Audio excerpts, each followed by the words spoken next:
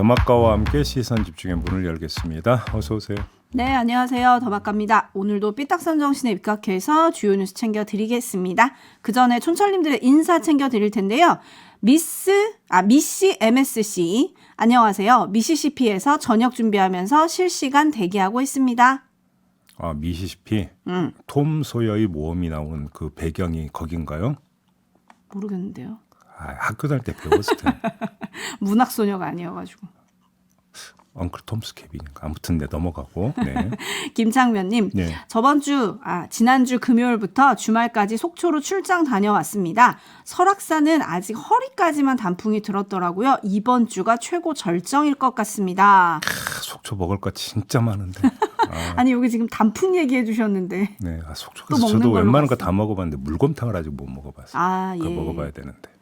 알겠습니다. 다녀오세요. 다음 주에 이번 주가 최고 절정일 것 같다니까 이번 주에 단풍도 보고 그것도 드시고 좀 여유를 느끼셔요. 인생이 다 거기서 근데 먹는 게 남는 거죠. 그죠?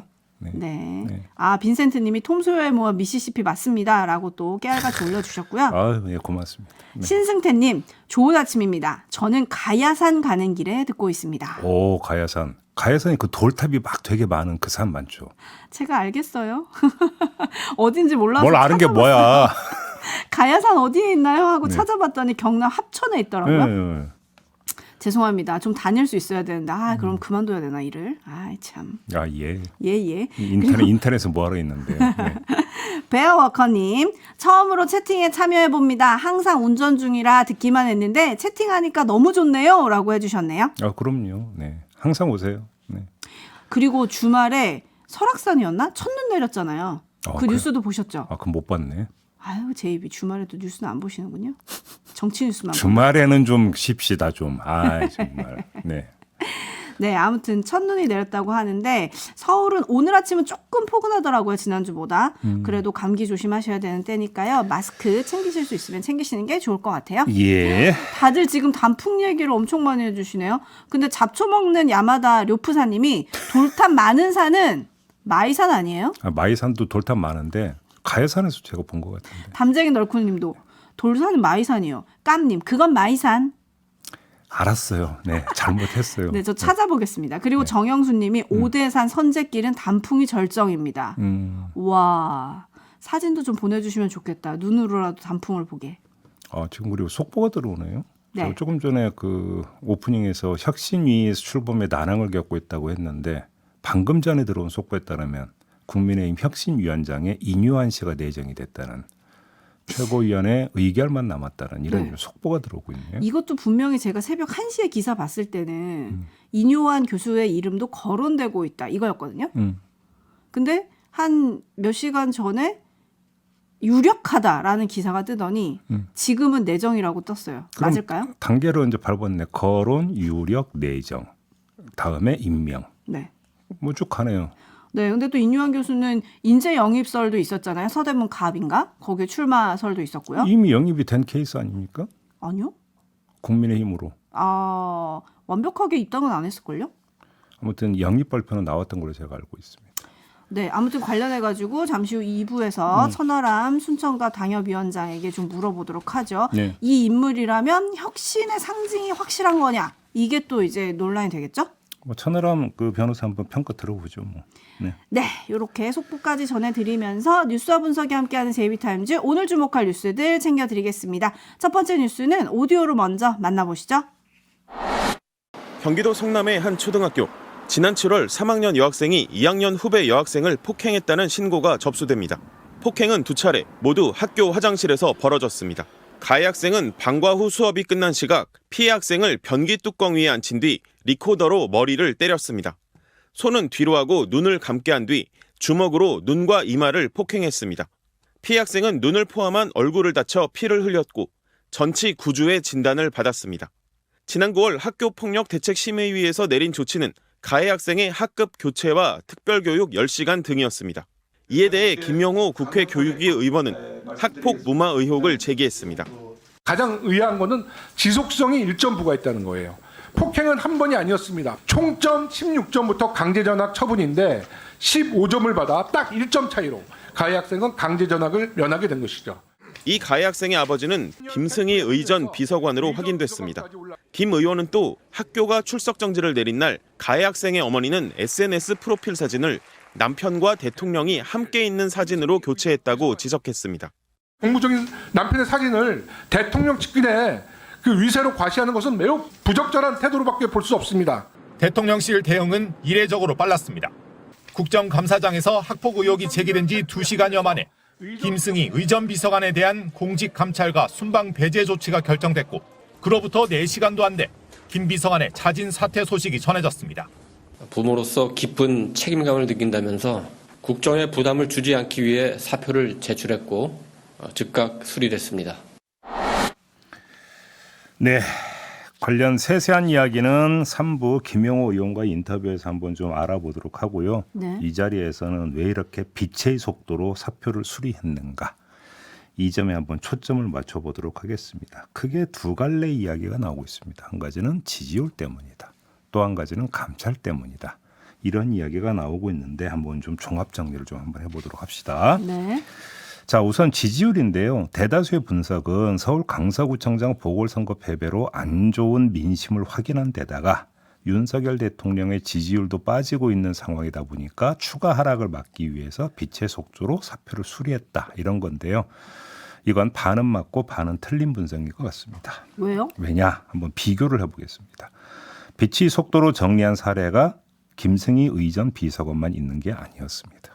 정순신 변호사 기억하십니까? 기억하죠. 국가수사본부장으로 임명이 됐었습니다. 그런데 2월 24일에 그러니까 본부장으로 임명이 됐는데 바로 아들 학폭 문제가 불거지자 그 다음날 사표를 냈고 바로 수리를 했습니다. 1박 2일 거쳤습니다.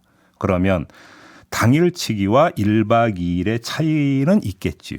하지만 빛의 속도라고 하는 큰 그 카테고리에는 다 들어간다고 봐야 되는 거 아니겠습니까?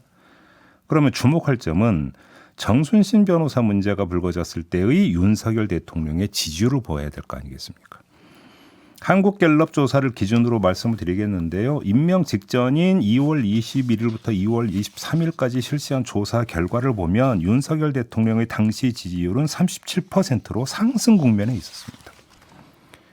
그 전주는 35, 전전주는 32%였으니까 32에서 35였다가 다시 37%로 지지율이 오르고 있는 국면에서 정순신 변호사 아들 학폭 문제가 터진 겁니다. 그리고 1박 2일 만에 신속하게 사표를 수리했던 겁니다. 이 37이라고 하는 숫자는 바이든 날리면 논란으로 최저점을 찍은 후 조금씩 상승해서 최고점을 찍은 수치였었습니다. 그러니까 윤석열 대통령의 지지율이 떨어지고 있기 때문에 빨리 수습하려고 했다는 가설은 정순신의 케이스하고 비교를 하면 성립이 되지를 않습니다.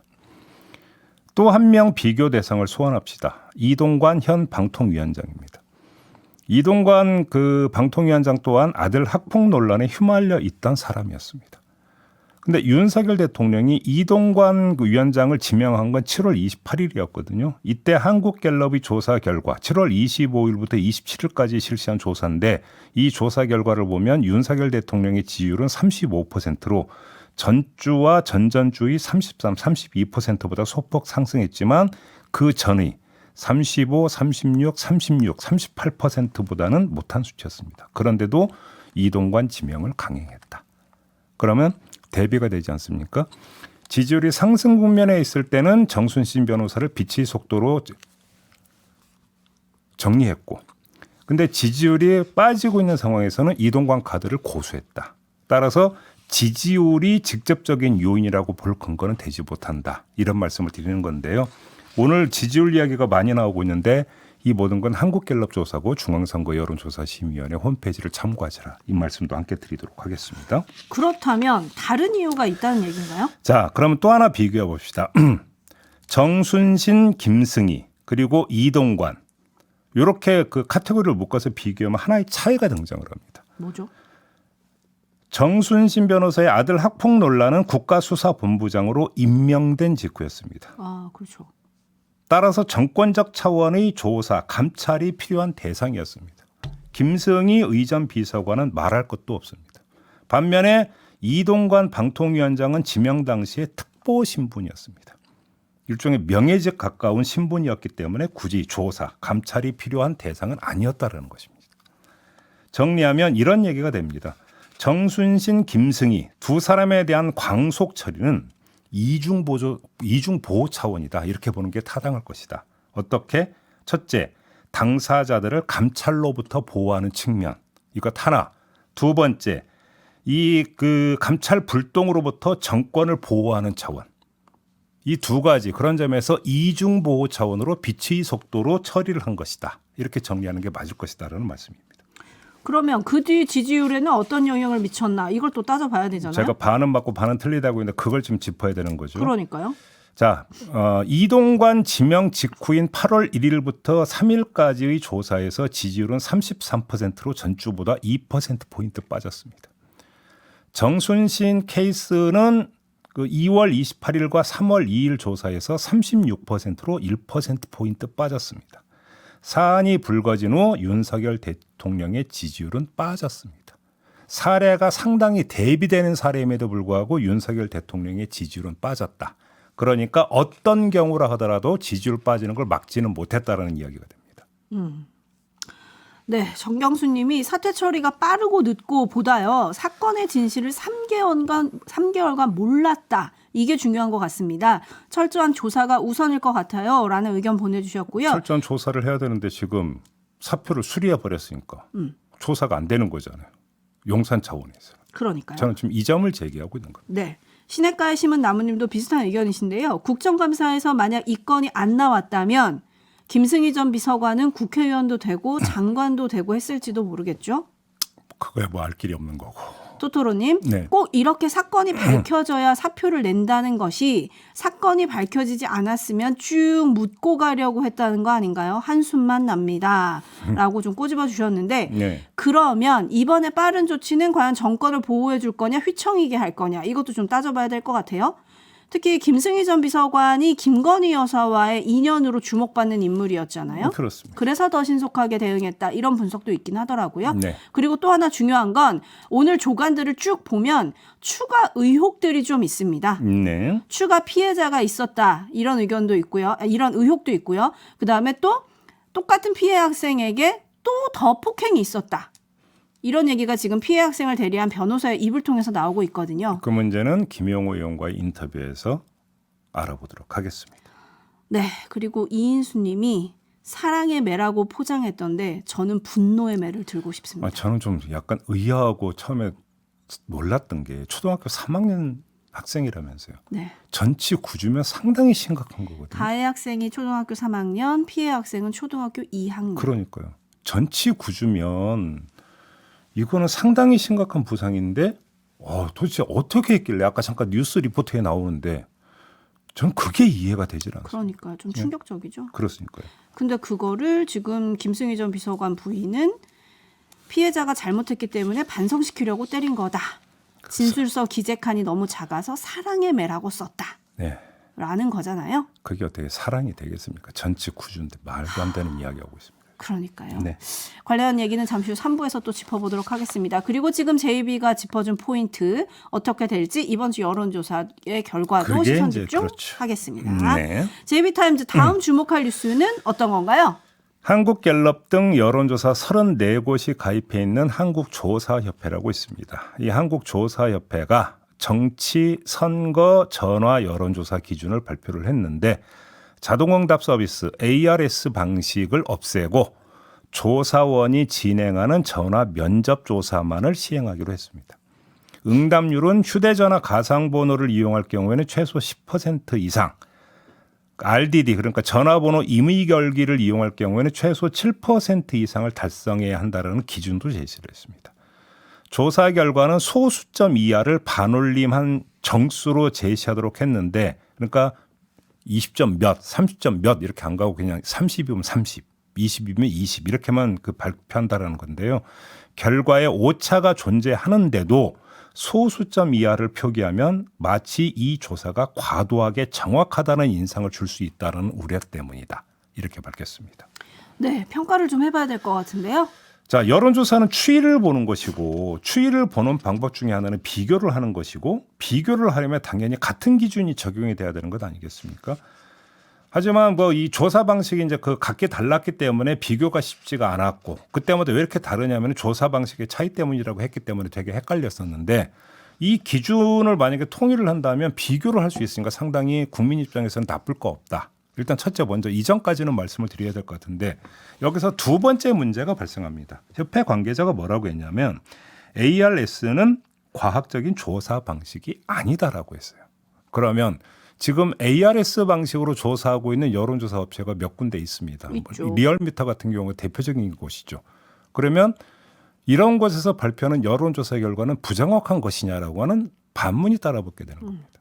그러면 이 여론조사 결과는 무시해야 되는 것이냐, 참고하면 안 되는 것이냐, 이걸 일단 지금 그 체크를 해야 되는 거고요. 또 한 가지는 윤석열 정부가 여론조사에 있어서 과학성을 되게 강조를 해왔습니다. 그러면 한국조사협회가 이렇게 정리를 해버렸으면 ARS 방식에 대해서 과학적 조사 방식이 아니라고 했으면 그러면 정권적 차원에서 무슨 조치가 그다음에 또 뒤따르는 것인가라고 하는 또 관전 포인트 하나가 또 발생을 하게 된다는 겁니다. 그렇지 않습니까? 이 두 가지 점을 좀 유의해서 봐야 되는데 리얼미터나 이런 ARS 방식을 고수하고 있는 업체는 지금 조사협회에 가입이 안 돼 있다면서요. 그래서 앞으로도 계속 ARS 방식으로 한다는 거 아니겠습니까? 그래서 정권 차원에서 어떻게 할지가 궁금하고 두 번째 더 중요한 것은 그러면 과학적 대 비과학적이라는 지금 구도를 그러니까 조사협회 쪽에서 일부러 만들어버렸기 때문에 검증이 필요한 거 아니겠습니까? 내년 총선 결과가 결국은 검증의 잣대가 되는 거 아니겠습니까? 한번 좀 보죠. 어떻게 나올지. 네, 지금 제이비가 잠깐 언급해 주셨지만 한국조사협회에 소속되지 않은 여론조사기관 리얼미터는 ARS 방식 여론조사를 계속 진행하겠다. 이렇게 또 어제 기자들한테 문자메시지를 돌렸더라고요. 예. 네, 그래서 이것도 좀 지켜봐야 될 것 같고요. 과학 얘기하니까 마진가님이 그러면 모든 논란을 없애려면 이건 어떨까요? 가가호호 방문해서 조사하세요. 그게 과학적이고 정확한 거 아닌가요? 라고 원시적인 방법을 얘기해 주셨네요. 돈이 감당이 안 되는 거죠. 네, JB타임즈 다음 주목할 뉴스는 어떤 겁니까? 박혜영 용산구청장에 대한 수사 기록을 MBC가 입수해서 분석한 그 기사를 어제 내놨던데요. 그 가운데 하나 전해드리겠습니다. 지난 1월 검찰 조사 내용을 보면 할로윈 축제는 행사에 참여한 관람객도 없었고 지역 축제가 아니기 때문에 안전관리 계획도 수립할 필요가 없었다고 주장을 했고요. 박혜영 구청장이 인파관리나 군중 통제는 경찰의 업무다. 내 업무가 아니다 이렇게 주장을 했다는 거 아니겠습니까? 그런데 시선 집중할 대목은 따로 있습니다. 수사검사가 아무 준비한 것도 없고 부구청장에게 대비 현황을 확인하지도 않았는데 잘못한 거 아니냐라고 물으니까 박혜영 구청장이 뭐라고 대답을 했느냐? 나는 신이 아니다 이렇게 대답을 했다고 합니다. 사람들도 사고가 날 줄 몰랐기 때문에 온 것 아니냐? 제가 신도 아니고 어떻게 예측을 하느냐? 이렇게 반문을 했다라는 거고요. 사회는 예측을 했나? 언론이 기사를 쏟아낼 때 예측을 했나? 라는 말도 덧붙였다고 합니다. 네, 평가하는 거 좀 입 아픈 것 같긴 하지만 그래도 평가를 해볼까요? 박혜영 구청장에게 대비라는 단어를 아는지 한번 물어보고 싶습니다. 대비는 예측을 해서 취하는 행동이 아니라 예측을 못하기 때문에 취하는 행동이 바로 대비입니다. 만에 하나의 가능성을 염두에 두고 하는 게 대비라는 겁니다. 근데 만에 하나의 가능성은 확률로는 0.0001%거든요. 통계학에 따르면 무시해도 좋은 수치가 될 텐데 이 수치조차 무시하지 않는 게 대비를 하는 자세입니다. 그리고 이렇게 대비해야 하는 이유는 사람이 신이 아니기 때문입니다. 인간으로서는 앞날을 알 수가 없기 때문에 만사부려 튼튼 유비무한 차원에서 대비를 하는 겁니다. 그걸 물어보고 있는데 나는 신이 아니다라고 대답을 해버리면 그게 도대체 말이 되기는 대답이 되느냐라는 겁니다. 네. 그리고 또 말이 달라졌다는 점도 꼬집어야 할 것 같습니다. 지난해 11월 12구 참사 합동 분향소를 찾은 박희영 구청장은 이렇게 말했습니다. 저희는 전략적인 준비를 다 해왔고요. 구청에서 할 수 있는 역할은 다 했습니다. 이건 축제가 아닙니다. 축제면 행사의 내용이나 주최 측이 있는데 내용도 없고 그냥 할로윈 데이에 모이는 일종의 어떤 하나의 그런 현상이라고 봐야 되겠죠. 네, 축제가 아니라는 주장은 일관되게 해왔고요. 제가 그 1월 검찰 조사 과정에서 박혜영 구청장이 했다는 첫 번째 대답, 또 그 맥락이니까 이거는 바뀐 게 없습니다. 박혜영 구청장의 말 가운데. 다만 저희는 전략적인 준비를 다 해왔다와 내가 신이 아니지 않느냐, 어떻게 다 대비를 하느냐라는 주장은 180도 뒤집힌 것이다. 이 점은 분명하게 지적을 할 수가 있겠지요. 그러니까요. 이번 주 일요일이 12구 참사 1주기인데요. 박희영 구청장은 과연 추모식의 모습을 드러낼지 어떤 말을 할지 이것도 시선 집중하겠습니다. 추모식의 얼굴을 드러내는 게 인간으로서의 당연한 도리라고 생각을 하지만 드러낼지는 솔직히 미지수입니다. 유족들이 어떻게 반응할지 본인이 제일 먼저 아마 그걸 고려하지 않겠습니까? 네. 그래서 드리는 말씀입니다. 마무리하죠. 더마카 수고하셨습니다. 고맙습니다.